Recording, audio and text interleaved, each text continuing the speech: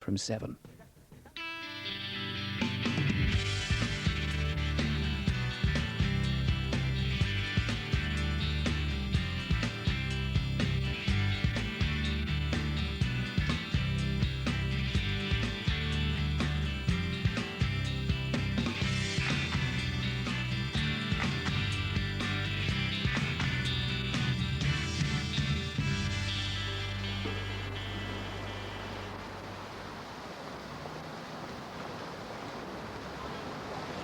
Only in England. It's once a year. We love it. I know. We should get started. There are 20 lots. I've unpacked some of them. The catalogues are here. We had a look. Lovely. We're really going to raise a lot of money for children in need this year. Yeah, your auction is a clever idea, but you must promise not to have one of these enormous checks.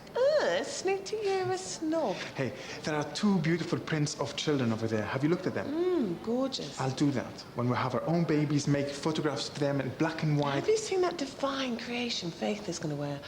I really must call the caterers, and that PA system definitely needs tweaking.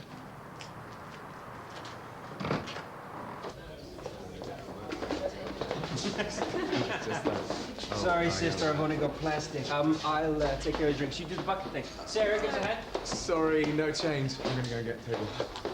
I'm sorry, I'll make sure they cough up later. I'd like 2 large bottles of mineral water, 1 still, 1 sparkling, and 4 glasses with ice, please. Nice jokes. Oh, it's such a perfect day. I'm glad I spent it with you. Oh, I didn't think anyone was here. Oh, I wish I had a singing voice. Dogs howl when I sing. Did Jimmy tell you about tonight? I'm singing at the Children in Need evening. I thought it was a good idea when I said yes, but I think I'm going to need all the support I can get. No, he didn't mention it. Well, it should be fun. Not because I'm singing. It's an auction at a gallery and some of my friends are organising it. Will you come? Oh, I'm sorry. I've sort of got plans, but let me give you a donation. Oh.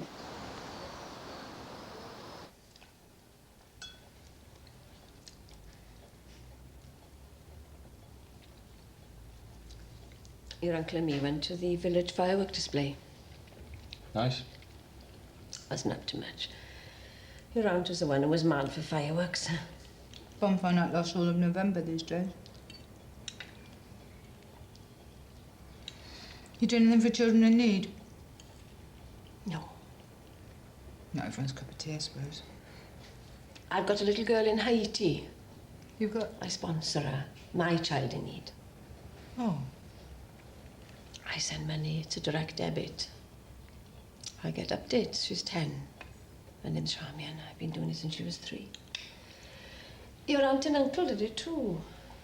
3 sisters in Bangladesh. You'll have to decide what to do about that. You'll have kept it up. He didn't change anything like that after Gemma died. That can't just stop. You'll have to make sure they're still looked after. So they can't suddenly not have the money. Oh, don't worry, I'll make sure they're all right. Everything's suddenly stopping. No, Gwyneth. No, it's not. You know, we'll keep it up. We won't let them down. I'm sorry, I can't cope with this.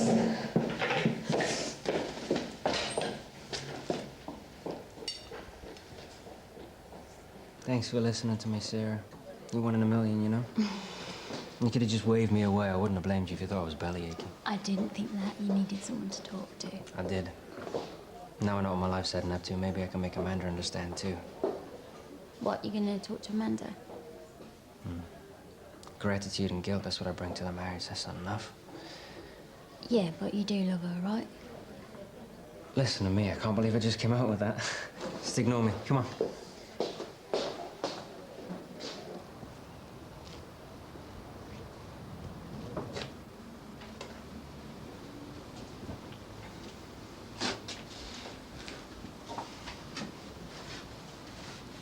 Is this where... Yes. Right where I'm sitting. I did smell of his cigars. Bert didn't smoke? Oh, all right, if you say so. He always was one for a spot of subterfuge. I figured he was getting one over. Your uncle was a good man. Oh, he had his foibles, but everybody who knew him loved him. He was exactly what this world needs. Big, strong, good men with kind hearts. I'd been into the village. He'd bought the ugliest Christmas decorations you ever saw. He thought it was hysterical. He wasn't looking forward to Christmas. Not without Gemma. But he knows... He knew what Christmas means to me. So he was making the effort, see? Always did. But that day, his great big generous heart wasn't up to it. When I brought his tea,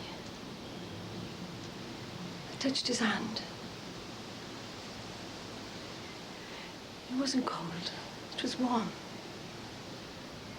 Because he dropped his cigar. You can't smell the cigars anymore.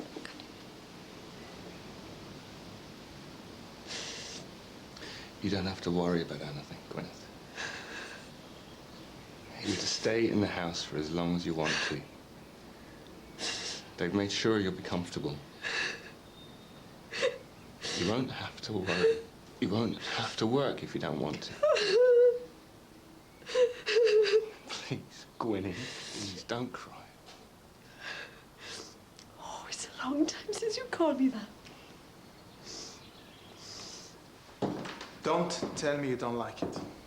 I don't like embroidery.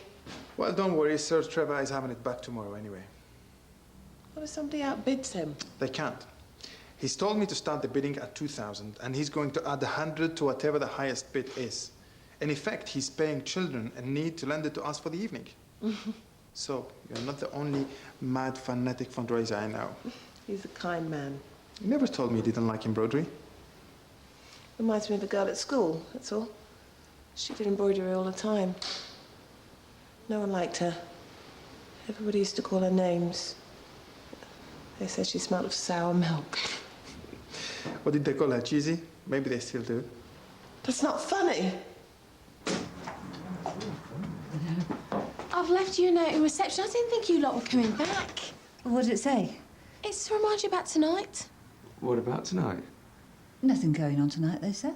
Nothing that I know of. Stop it. Very funny. You know I get stage fright. Are you coming or not? Of course we are. Oh, can I bring Claire as well, though? She's been let down by a friend. I promise she'll behave. As long as she claps loudly and doesn't spill pop on anything worth a fortune, she's more than welcome. There'll be other children there, I expect. Great. We wouldn't miss this for the world, you sexy diva. Of course we'll be there. Good, because Jimmy forgot to tell Amanda and they're not coming. So I need you to clap louder and donate more. That means you, Greg. You can get paper money into collecting tins as well, you know. I resent that. Are you saying I'm tight? No, I'm just saying I've yet to see you being generous. I'm not tight. Dear Uncle Bert and Auntie Jem, thank you for my present. I've been flying my kite whenever it's a windy day. Tight lines, Uncle Bert. Best wishes, Ronnie. Best wishes. You are so sweet. Tight lines, Uncle Bert. I'm going to get all our children to write thank you letters. And look, you did a little drawing at the bottom there.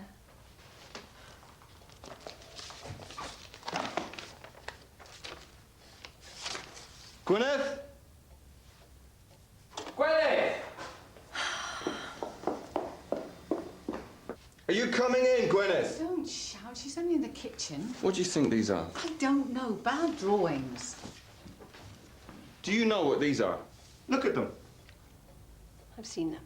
They're like something from an asylum. I didn't know there were any more around. There were more. Why was this file with my uncle's things? Who did them? They're there because they were his. He did them. What, some kind of art therapy? What are you on about now? Therapy for what? If I'd have found them, I'd have thrown them away. They're not important. What? Art therapy, what? Who'd need that? Well, a lot of people do. It's used to combat depression. What exactly are we talking about, Gwyneth? Your uncle suffered episodes of depression. What depression? How long for? When? Did he get any treatment? Because he never mentioned it to me and Gemma never mentioned it.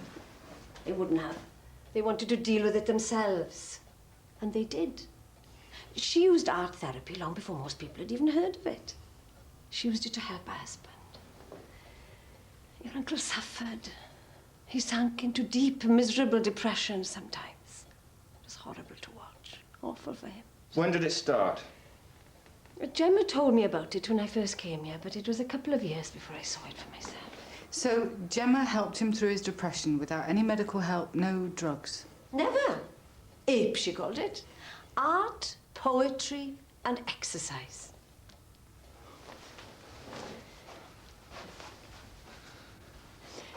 She said the pharmaceutical companies had money to promote their drugs. Who would promote her cure? It was free and worked, but took love and time. And glut thy sorrow in the morning rose. Kids, and get your walking boots out.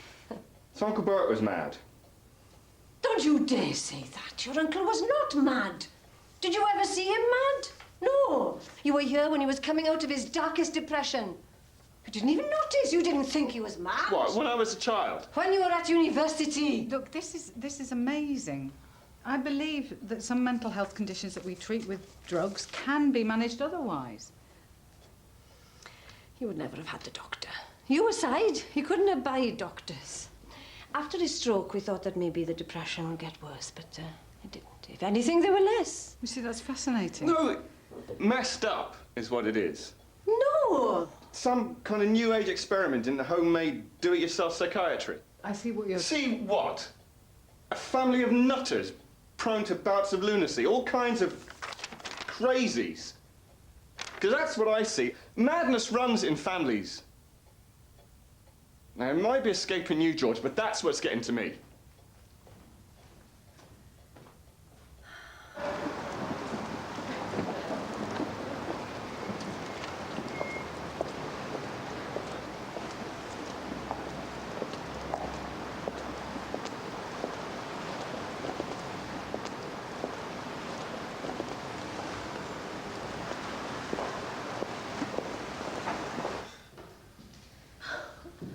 I have never worn anything so wonderful.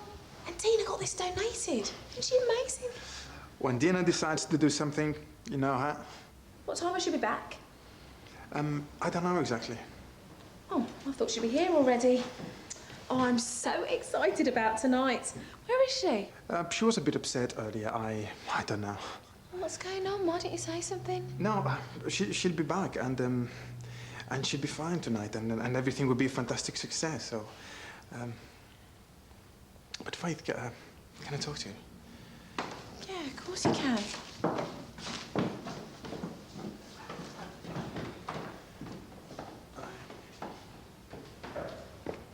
I worry so much about her. She has these feelings. She suddenly changes and. She's always been really sensitive.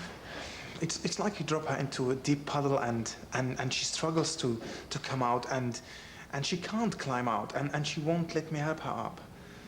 Is there anything that sets it off? Children.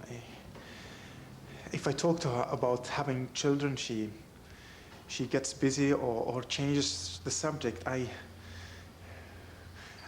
don't know why. She makes me feel like I am on the outside.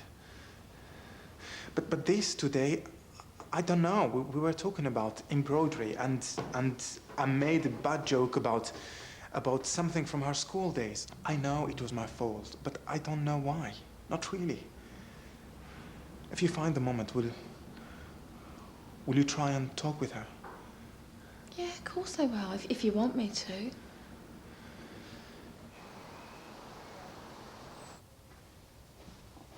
Last time I looked in, you were sleeping. Thank you. Gwyneth has prepared us some food in the kitchen. How are you feeling? Where'd you go? I looked for you. I took a walk around the lanes, clear my head kind of thing. Sorry, I didn't mean to worry you. Well, you're upset. You've got absolutely nothing to be worried about. You're making a mountain out of a molehill. I'm not. There's madness in my family, George. And through me, there could be madness in ours. You see, that is just hooey. Thankfully, I can focus on the bare facts rather than motoring on with raw emotion like you. I'm not worried. I don't believe you.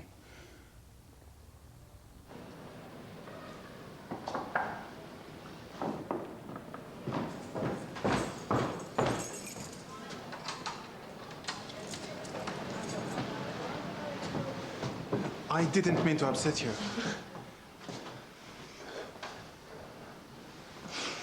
It's not you. It's me, overreacting. I'm sorry. Dina, I need you to love me. You are what makes my life whole. If there is something that is hurtful to you, I can change that. We can make it better, but you have to tell me. If it makes you sad when I talk about children, I'll stop it.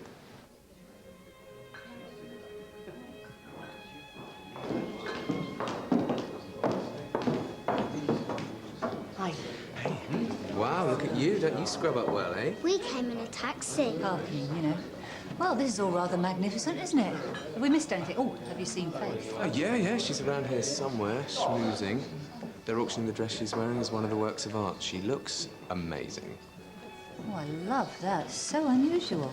Are we going to bid for it? Can I do the bidding? No.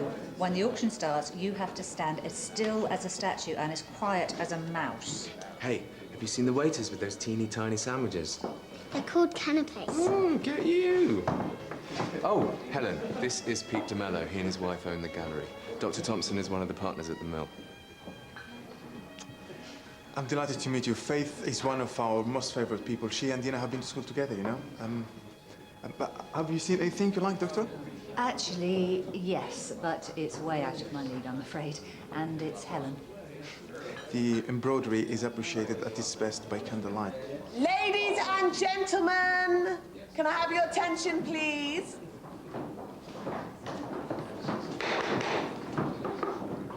Firstly, my husband and I would like to thank you all for coming this evening. It's such a pleasure to open the gallery to all our friends, especially for such a good cause. I don't need to remind you that every single penny that you spend in this auction goes directly to children in need. So, if you are thinking of holding back, don't! I'm going to start the auction with our first lot, which is this magnificent, absolutely fabulous gown, modelled to perfection by our equally fabulous and dear friend Faith. I'm opening the bidding at £500. Do I hear £500? 500? £500, fantastic. Any raise? Any raise? 600. £600. Wonderful. Keep going. Oh, £700 at the back. 800. £800. Thank you, madam. Do I hear more? We're not going to stop there, are we, ladies and gentlemen? This is a 4-figure gown. Do I hear £900? £900. Any more? Any more? 1,000. Thank you. 1,500. Is that all? £1,500 sold. And I think I know what I'm having for Christmas then. Lovely.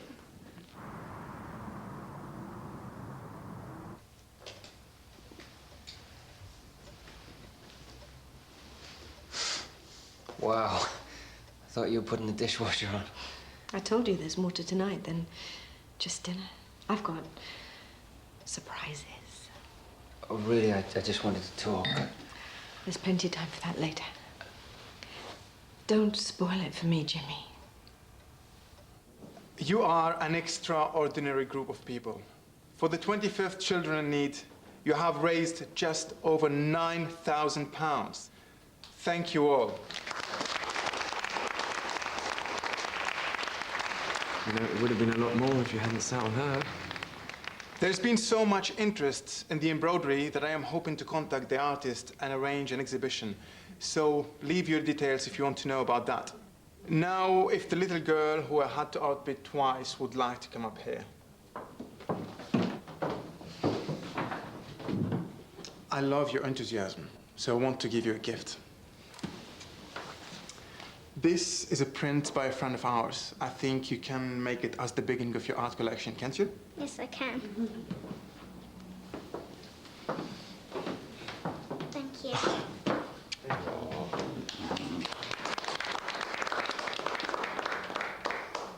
And now it gives me the most pleasure to introduce, with a voice as beautiful as the dress she's wearing, our good friend, Faith Walker.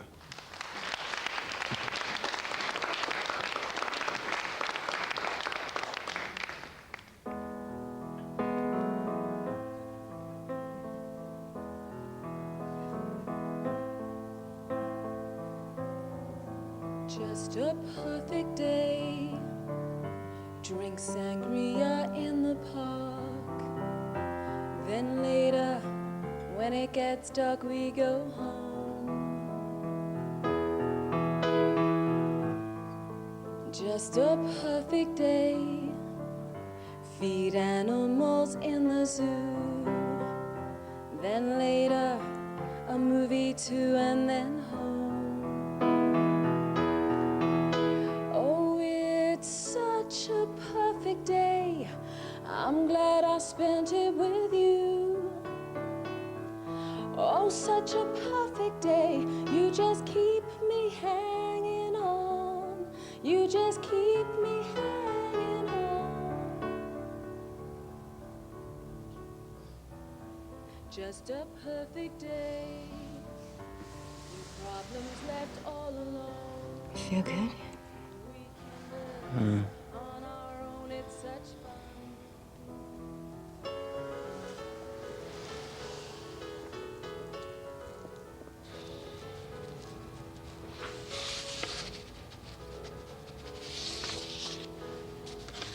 You're going to read what you sow.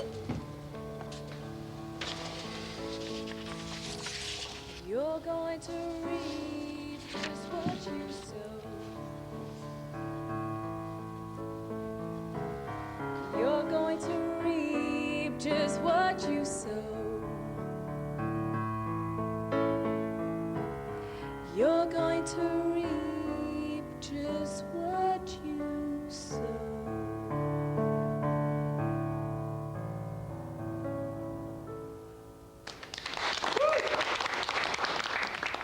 Encore! Encore!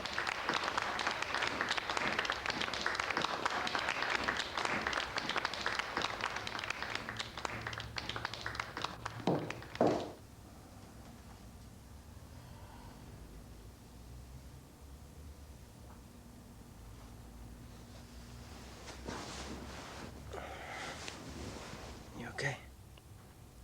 I need you to make love to me.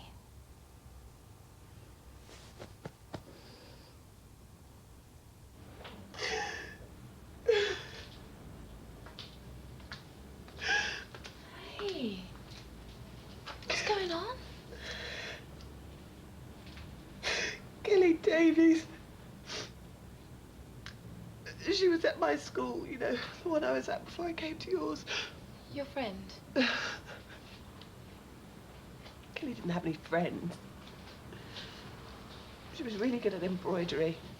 Is that why you're thinking about it today, because of the embroidery? She couldn't vanish enough. Why did she have to? If I thought about her at all, it was just to be glad I wasn't her. Glad I wasn't Kelly Davis and I didn't smell. Glad Michaela Lee didn't get her jollies picking on me. Nobody ever called her Kelly. You just called her cheesy, you see? And you called her it too? No, never. But I never called her Kelly either. And Kelly should be married with kids now. And she's not. And what happened? That Friday, Kelly went home to her grandmother's. And she hanged herself. Oh, look, you have to come to terms with this. You need to talk to someone with some experience. Reconcile yourself with the past. Get help. I'm sorry. It scares me, that's all. There's me thinking you'd run out of ways to be frightened of becoming a dad. Oh, I thought I had too. Listen to me, Ronnie. It's just a couple of relatives with an illness. It's nothing to be frightened of. Would you feel the same if it was asthma? No, you wouldn't. It's not. No. Listen, I'm scared too. The only difference is I don't need to be. I'm only scared because you are. Well, I'm sorry.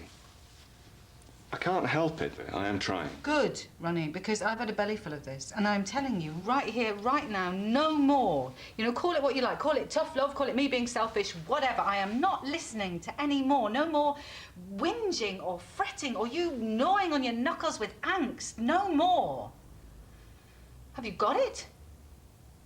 I was merely... No, Ronnie, no. I'm not listening to any more.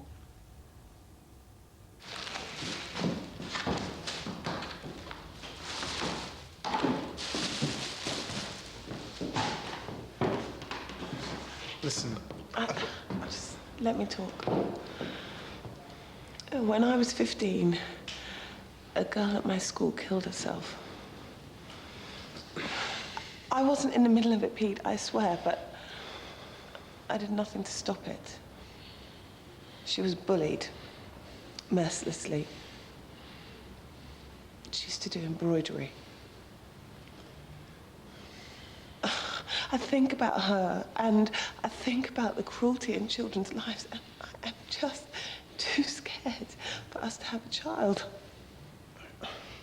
I wish... I'd give anything in the world to have stopped it happening, or even to have tried, but I didn't. That's why Money for children in need might just help stop it happening. I couldn't do anything for Kelly Davis, but I can do that. Say something. I can't tell you that it's all right. Of course you can't. Listen, but it will be.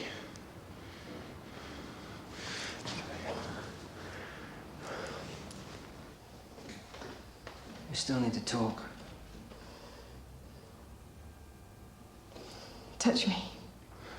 Really? I mean, talk. Amanda.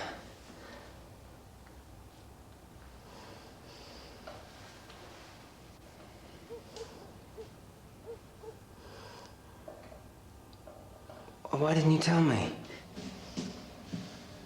I only found the lump yesterday.